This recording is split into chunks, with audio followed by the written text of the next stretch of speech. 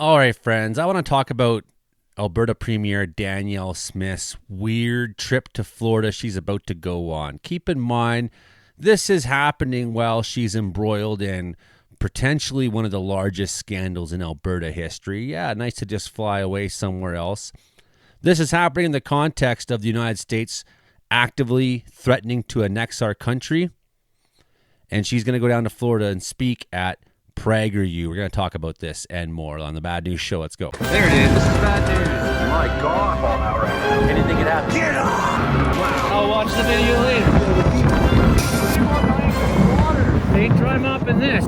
So just to set up a little bit of context here for this event that Danielle Smith is scheduled to appear with, after Justin Trudeau sent out a tweet saying Canada will never be the 51st state, clown Ben Shapiro responded with, "When we take Canada, you will be expelled to Panama to work the canal."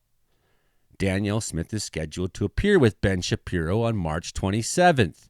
Lovely. Nice people you're keeping company with. So she's leaving Alberta again. Don't Albertans show up for work? To be a fundraising pawn for the pro-American, anti-immigrant PragerU, can she just do the job Albertans hired her to do? This seems like a huge waste of tax dollars, particularly while 6,600 education support workers across Alberta are on strike. Redford was ousted for way less than this. So dumb. Premier Danielle Smith is associating with PragerU, who creates misleading and factually incorrect videos that promote fascism, racism, sexism, and anti-LGBTQ two-spirit politics. Yeah, historians and political scientists have criticized PragerU's videos for containing misleading or inaccurate claims about topics such as slavery and racism in the United States, immigration, and the history of fascism. PragerU has been accused of promoting fascism, racism, sexism, and anti-LGBTQ politics. So this clown show was founded in 2009 by a conservative talk show host named Dennis Prager, hence the PragerU. Revenue $56 million in 2021. I'm sure that's way up.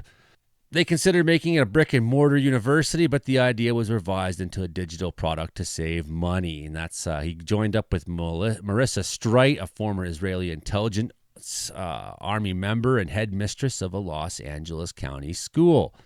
It's based in San Fernando Valley of Los Angeles, California, and had 50 employees as of January 2020. PragerU encourages students to join Prager Force, an international student organization to promote PragerU's bizarre and sick videos and their ideology. About 6,500 college and high school students promoted its videos as of 2020. I'm sure that's gone way up because we know that this messaging is cranked up big time since then. Despite the name, PragerU is not an academic institution. It doesn't hold classes of any kind, can't grant certifications or diplomas. It's not accredited by any recognized body. It reached 1 billion views in 2018. I never even heard of this fucking thing before. So way back in 2016, they had these big conflicts with YouTube because YouTube put 21 of their videos in restricted mode. Good for you, YouTube. So PragerU in 2017 filed a federal lawsuit against Google, claiming 37 of its videos now were unfairly demonetized or flagged so that they can only be viewed with restricted mode filtering, which limits views based on viewer characteristics such as age. PragerU claimed that Google's demonetization and flagging violated First Amendment to you're for free speech. So you want freedom to lie, right? 2018, as part of its efforts to counter misinformation, YouTube added fact-checking tags to PragerU's videos about climate change. In 2018, Facebook removed 2 PragerU videos from the platform. It restored the videos later, saying they were mistakenly removed. Were they? My God, Facebook, you're so bad. YouTube took down 2 anti-trans videos in 2020 featuring Candace Owens for violating their policy on hate speech, wherein being transgender was likened to schizophrenia and disease. Wow. University, yeah. The organization depends on donations to produce the content. Much of its funds came from hydraulic fracturing billionaires Dan and Ferris Wilks. 2 members of the Wilks family sit on PragerU's board. The next largest donor is Lynd and Harry Bradley Foundation. Other donors include the Morgan family, Fidelity Charitable Gift Funds, Donors Trust, the late Republican mega donors Sheldon Adelson, Leroy Mitchell, and the Minnesota-based Sid and Carol Verduin Foundation, led by former C.H. Robinson CEO Sid Verdoom. Sid Verdoom, his name's so foreboding and disheartening. Major support is provided by National Christian Foundation and the Dick and Betsy DeVos Family Foundation. Totally sick. So they had a $10 million annual budget in 2018. Imagine if I had a $10,000 budget, friends. My God, it's so sad. It's so sad that this is what we're up against. These got billionaires funding this stuff. So its content is on various topics that advance Judeo-Christian values. They include Ben Shapiro, Candace Owens, Tucker Carlson, among other notable scumbags. Climate change and denial propaganda. They promote fossil fuels, criticize the use of renewable energy, and dispute scientific consensus, which is a true thing on climate change. There is no doubt within the scientific community, no matter what these assholes say. According to the nonprofit link, think tank Influence Map, targeted ads posted on Facebook included misleading material that cast doubt on science, framed climatic concerns as ideological and hysteria, and promoted a conspiracy theory that big government control is the real motivation behind energy policies to reduce gas emissions.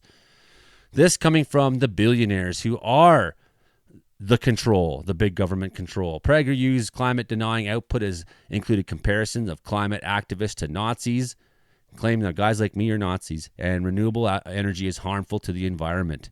Wow.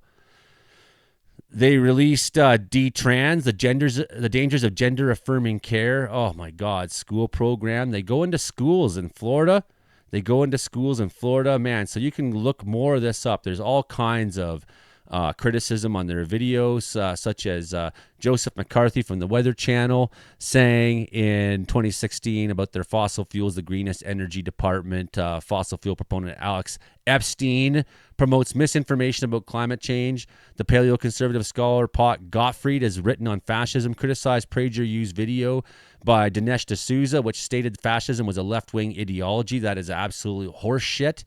D'Souza maintained that Italian philosopher Giovanni Gentile, who influenced Italian fascism, was a left-winger. He absolutely was not. They try to rewrite history, people. This is like something out of George Orwell. So, I mean, this goes on. This goes on and on. The suicide of Europe. I mean, they are this toxic thing that Daniel Smith is going to speak to. This is completely bizarre.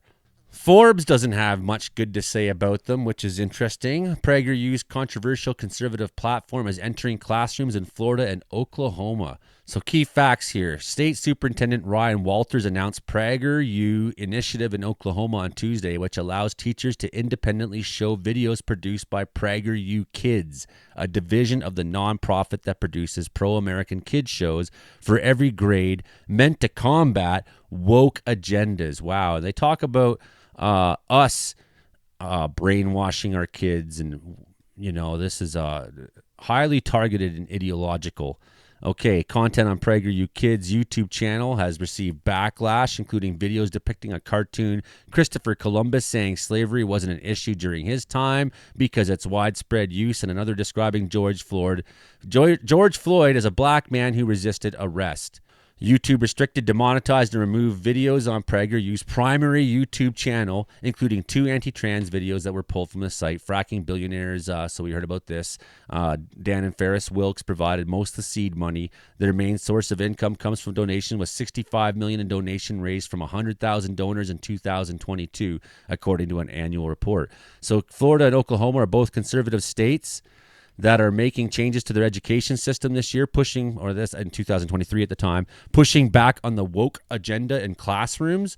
Florida recently approved a kindergarten to 12 curriculum that requires teachers to teach students that skills developed by slaves could be used for their personal benefit.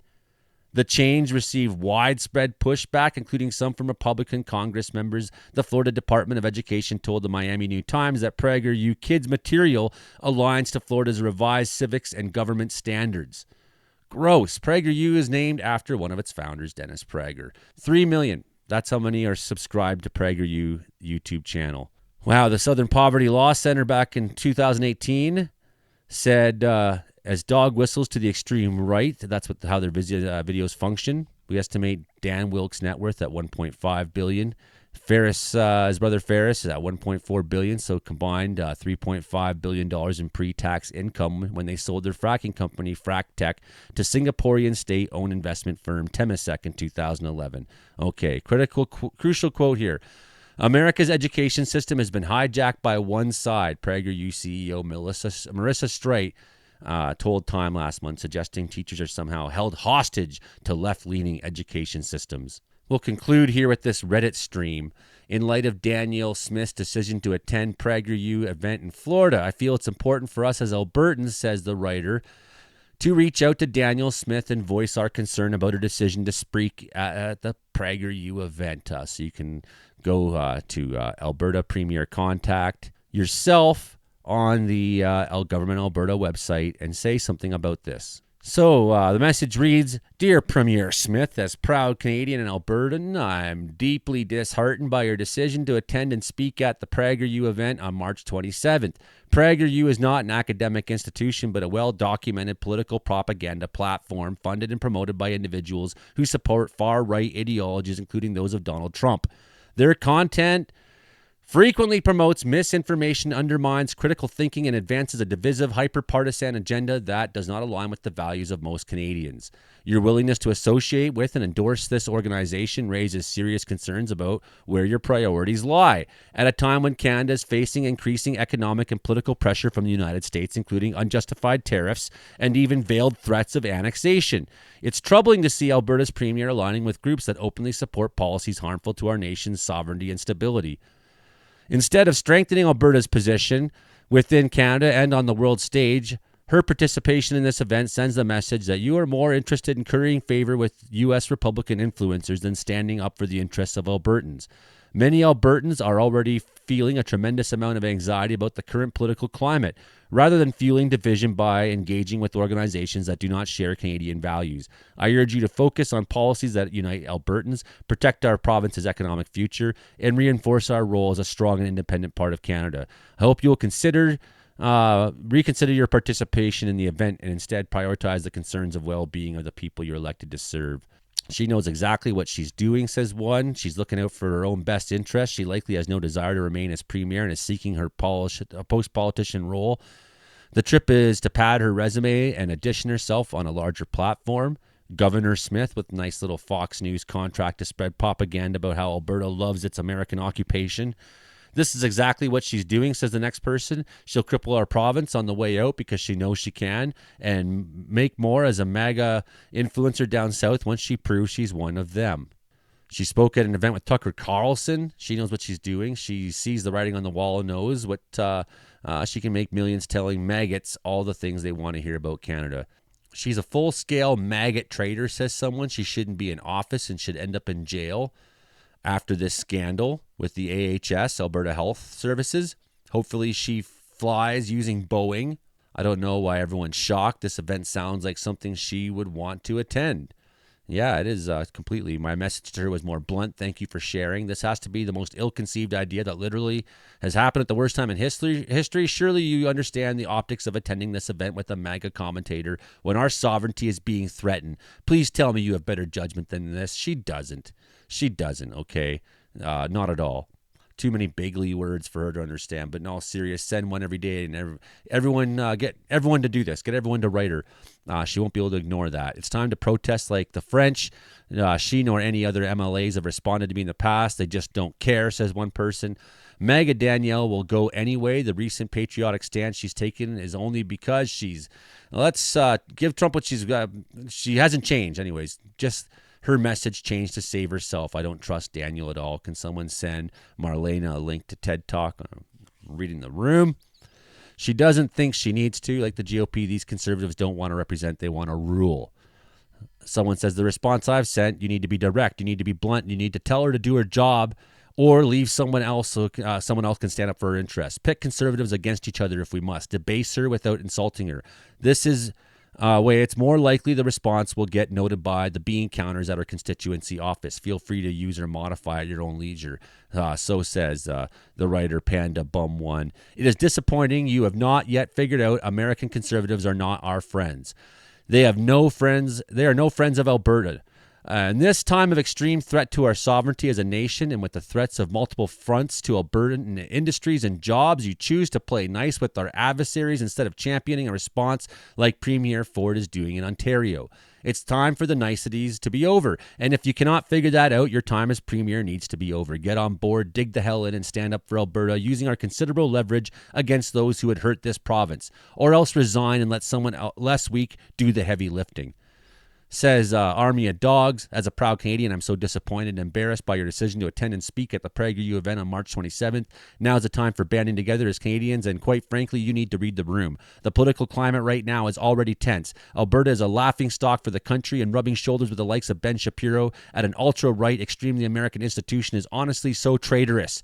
Do better. So many crazy comments here. They're not crazy. They're very rational comments, actually. I'm totally in favor of them. She loves America so much she should resign and move there. She's a traitor. She doesn't give a shit about Albertans or the welfare of the province. She's a traitor. It's more important to get the news to cover this. She doesn't care, but more people need to be aware of this. She hung out with Tucker Carlson after he said the U.S. should invade Canada. Yep, she did. I rewrote it and changed the chat GPT and Senate. Okay. So if our premier is actually a speaker at this hard right-wing conference, you have to wonder what other conservatives from Canada are attending. Is this the influence of Stephen Harper and Preston Manning? She's looking for a backup parachute for when she gets ousted from the interfering with the AHS procurement.